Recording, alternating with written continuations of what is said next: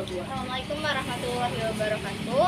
Waalaikumsalam warahmatullahi wabarakatuh. Perkenalkan, nama saya Arini Alhoid, mahasiswi Psikologi Islam semester 4, dan ada Mbak.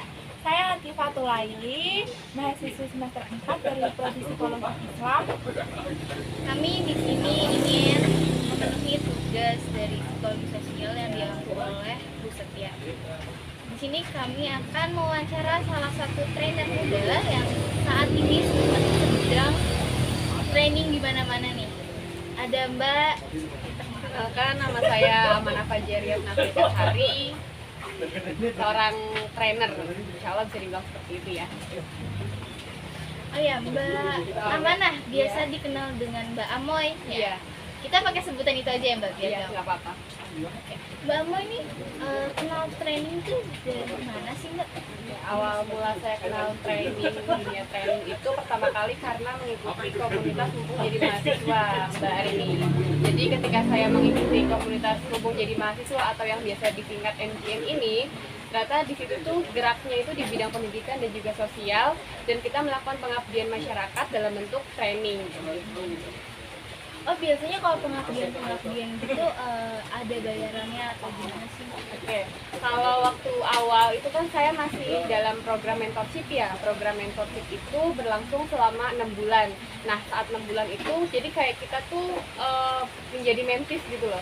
Jadi saat saya menjadi mentis itu saya memiliki mentor yang membimbing saya, yang dampingin saya selama 6 bulan itu. Nah, kalau selama nge-training 6 bulan itu di program mentorship itu nggak ada bayaran sama sekali, tapi setelah kita lulus dari program mentorship itu baru kita mendapatkan bayaran gitu. Kita istilahnya bisa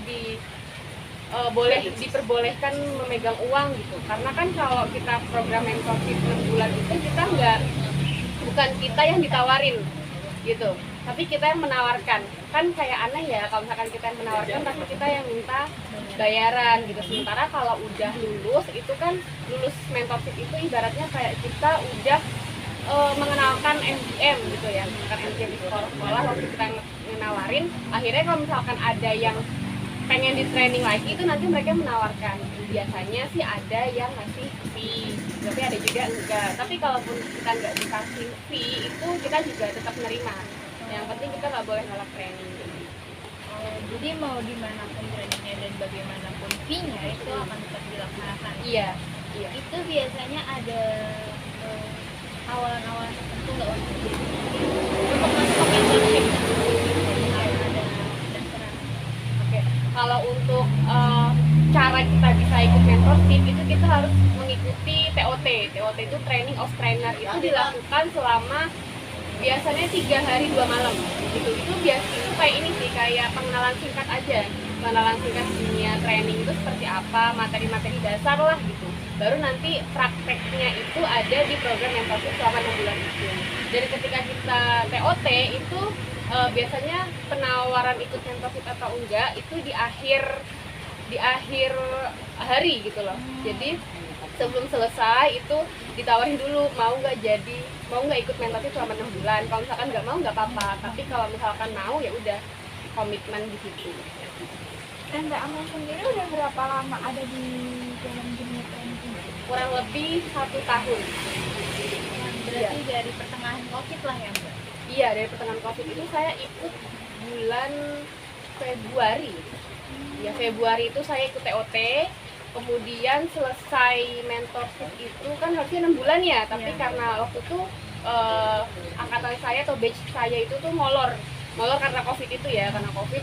Jadi saya tuh selesai bulan Desember. Nah, kayaknya seru banget nih ada di dunia training ya.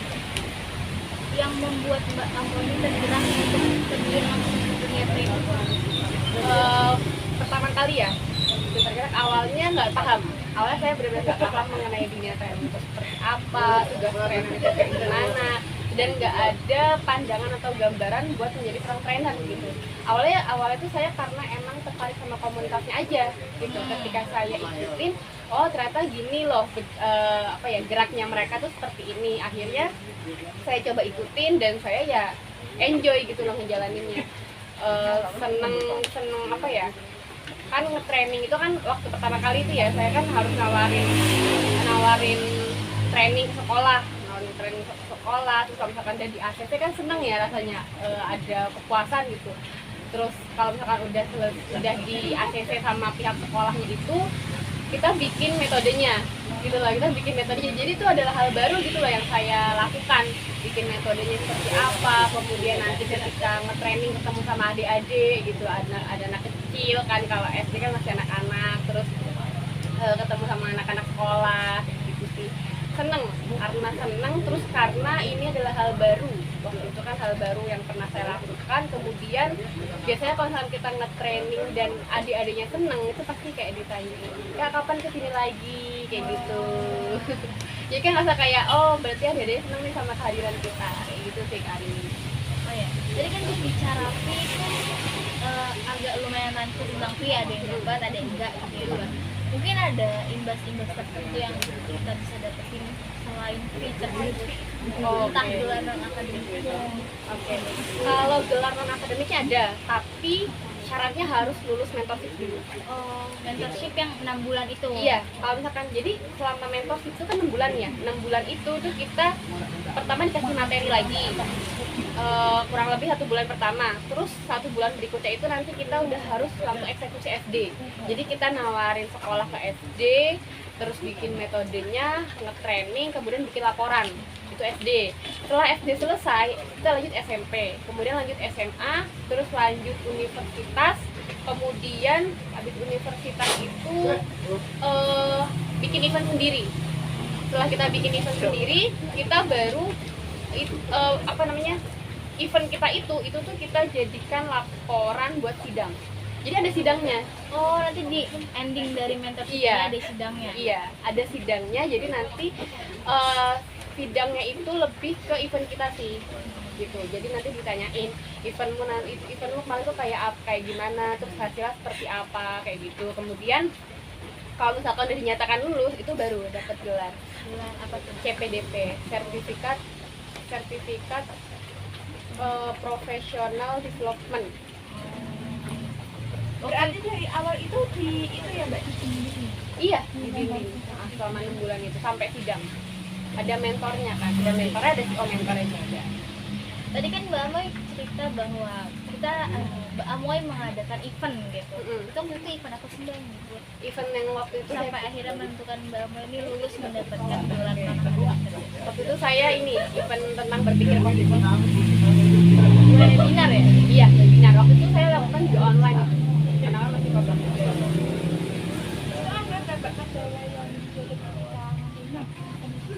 Nah, waktu ngadain event ya? Waktu mengadakan event pasti ada segala peserta. Karena kan kita belum dikenal banget ya sama orang gitu kan. Ya, terus jadi takut pesertanya itu sedikit kayak gitu kan. Terus waktu ngadain event juga kendalanya bikin materinya juga kayak gitu. Kemudian kalau kendala selama ikut mentorship 6 bulan itu lebih ke penolakan sekolah gitu. Oh, nggak semua sekolah menerima? Benar, iya, nggak semua sekolah menerima. Dan kadang kita juga harus menentukan jadwal sama sekolah. Jadi kan kita udah dikasih jadwal nih sama mentor, kamu harus selesai training SD tanggal sekian. Sementara selama tanggal sekian itu sekolah belum tentu bisa nge-ACC di tanggal segitu. Bisa aja sekolah mintanya nanti aja kayaknya nih karena lagi UTS, lagi kuat, jadi bisa tanggal segini kayak gitu sih. Terus belum lagi kendala COVID juga, yang mana sekolah nolak karena maaf ya Kak nggak bisa, masih online kayak gitu. Susahnya kendalanya kemarin malam saya. Tapi kalau training secara offline kira-kira Mbak Amoy Pernah. di mana gitu Mbak? Kalau training offline sebetulnya gini, waktu kuliah masih online itu kan saya pulang ke Cikampek, pulang ke rumah kan, pulang ke Cikampek, akhirnya saya tuh training dan itu ngepasin banget saya magang gitu. Jadi saya magang di rumah di Cikampek, kemudian saya sambil masih mentorship itu saya nge-training SMP sama SMA tuh offline. SD, SMP, SMA saya offline, tapi training event sendiri itu saya online. Ya itu kan di bidang pendidikan ya, kayak Mbak Amoy bilang tadi ada bidang pendidikan dan juga ada bidang sosial. Kita kalau dari bidang sosial apa sih Mbak? Sama itu juga, karena kan secara nggak langsung kita kerja di masyarakat juga. Enggak, maksudnya di luar dari lembaga-lembaga pendidikan tadi BUMN atau Oh pernah, perusahaan, ada salah satu perusahaan skincare.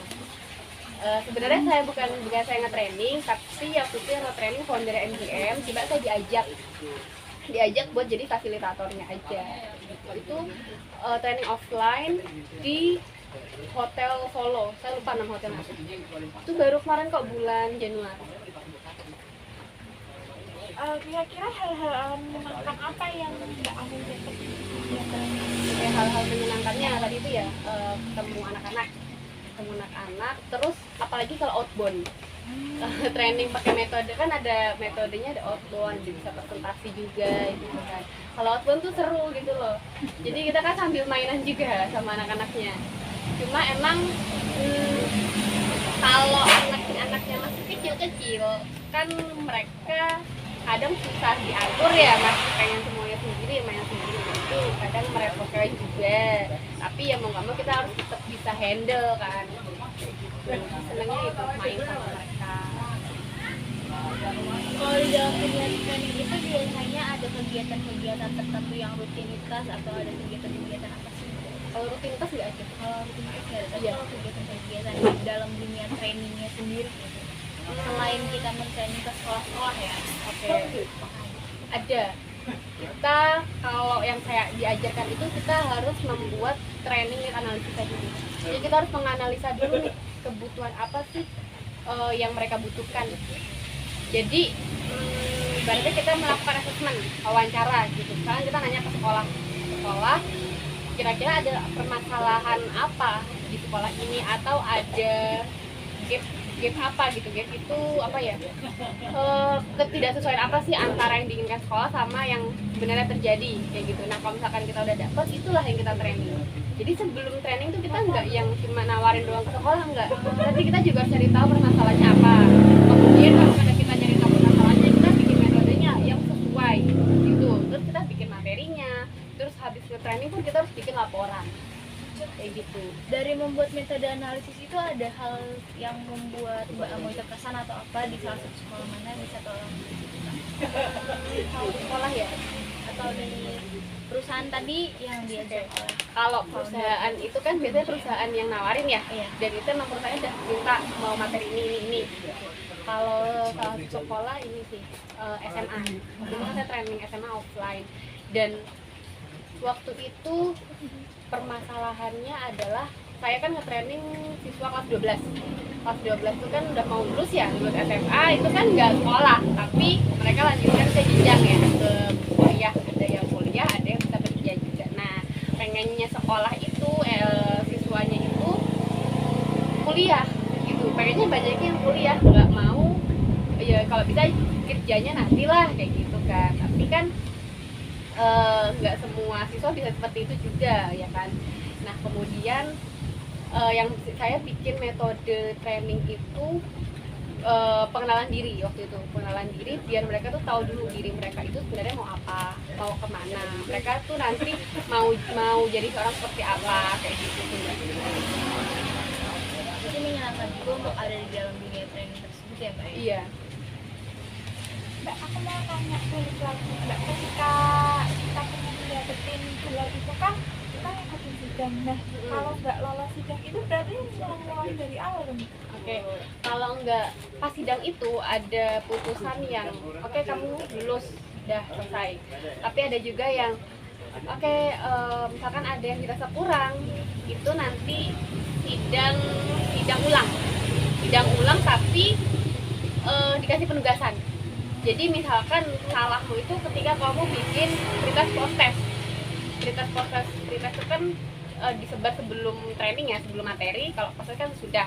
Nah misalkan kesalahanmu itu membuat prioritas sama post-test, berarti kalau misalkan mentor pengujinya itu cuma nyuruh kamu buat memperbaiki prioritas post-testmu, terus nanti kamu sebar lagi ke responden, ya udah. Nanti pas sidang ulang kamu bahas mengenai itu. Tapi kalau misalkan sidang ulangnya itu karena wah ini eventmu gagal semua nih, salah semua, ya udah kamu ulang eventmu baru ke sidang lagi. Dan itu Jadi- dalam jangka waktu 6 bulan juga Pak? Enggak, kalau itu enggak, kan ini kalau sidang itu yang dibahas event doang, yang SD sampai universitas enggak. Jadi sidang ulang itu penugasannya beda-beda tergantung apa yang masih kurang.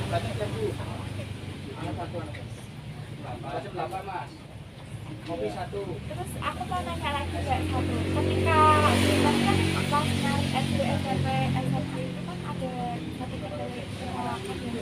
Jadi cara menyikapinya Cara menyikapinya kita juga nggak bisa maksa sekolah ya, kita nggak bisa maksa sekolah. Biasanya ada emang sekolah yang benar-benar nggak mau, ya nggak apa-apa gitu. Kita jadi nyari lagi. Tapi ada juga sekolah yang nolaknya itu karena nggak bisa mbak kalau tanggal segini, misalnya tanggal segini itu nanti kalau misalkan sekolah menghubungi kita lagi kita harus siap. Meskipun yang nemu sekolah itu nggak bisa, tapi nanti kan bisa dilempar ke teman-teman lain. Berarti main saling lempar-lemparan. Iya, jadi saling bantu ya. Saling bantu gitu kalau misalkan teman kita nanti dibantu temannya. Jadi ketika kita nge-training itu juga nggak bisa sendiri. Ada yang kita perlu dokumentasi, kita perlu orang bantu observasi, kita perlu fasilitator. Ketika mau outbound pun juga kita nggak bisa sendiri. Kalau kita sendiri ngurusin anak yang sebanyak itu kan capean dong. Oh berarti itu tim ya Mbak? Iya. Enggak terbentuk dengan sendirinya? Enggak. training sendiri. Itu biasanya satu tim berapa orang? Tergantung pesertanya. Bisa sampai 10 orang yang mau training juga bisa. kalau yang dibahas tadi TOT itu sebenarnya dibuka untuk umum atau ada yang dikhususkan? Oke. Waktu batch saya itu dikhususkan mahasiswa psikologi aja. Terus mahasiswa psikologi yang dari IAIN Salatiga dan UMS. Kemudian masuk batch 6 itu mahasiswa psikologi UNES, IAIN sama UMS. Batch 7 kemarin itu udah bisa buat umum. Batch 6 tuh udah bisa buat umum, luar mahasiswa psikologi bisa. Ada tuh yang dari jurusan konseling. Terus batch 7 kemarin itu udah buat umum, bahkan ada yang udah lulus pun ikut TOT. Nah besok batch 8, besok banget malah hari Jumat gitu. Hari Jumat, Sabtu, Minggu TOT batch 8 itu untuk umum. Kenapa yang awal batch pertama itu yang batchnya Mbak Amoy harus mahasiswa IAIN sama UMS? Oke, karena kan MJM itu baru ada di pertama kali ada kan di UMS ya. Pertama kali di UMS, kemudian ekspansi ke IAIN. Nah, ekspansi MJM itu tuh pas Covid gitu. Jadi pas batch 5 itu kan banyak anak IAIN yang mau. Tuh, jadi baru dikhususkan UMS sama IAIN aja. Kemudian mulai batch 6 mulai ekspansi ke UNES. Oh ya, kita lagi ngebahas TOT ya Mbak. Mungkin ada pengalaman seru di dalam TOT gitu atau dalam mentorshipnya? Pengalaman seru ya. Ilmunya itu nggak didapat ketika kuliah. Jadi kalau kuliah kan teori, kalau di MJM ini langsung kita praktek. Jadi dan lebih condong ke sebenarnya nanti kita kayak di dunia kerja kayak gitu, dari bikin TMA, bikin LMS, gak diajarin kan? LMS itu Learning Management System. Itu karena founder kita kan udah kerja, jadi tahu gitu loh apa sih yang lagi dibutuhkan perusahaan sekarang, apa sih perkembangan perusahaan sekarang. Dan kalau misalkan ada hal baru itu ya founder kita ngasih tas di TOT itu. LMS itu kan waktu batch saya itu nggak ada LMS, mulai ada LMS itu batch 6. Batch 6 tuh mulai ada LMS, bikin LMS tuh kayak gimana, jadi banyak hal barunya karena kan kita upgrade sesuai perkembangan zaman. Berarti spesifik juga ke bidang TIO ya Mbak? Iya, Psikologi organisasi. bisa dibilang seperti itu sih.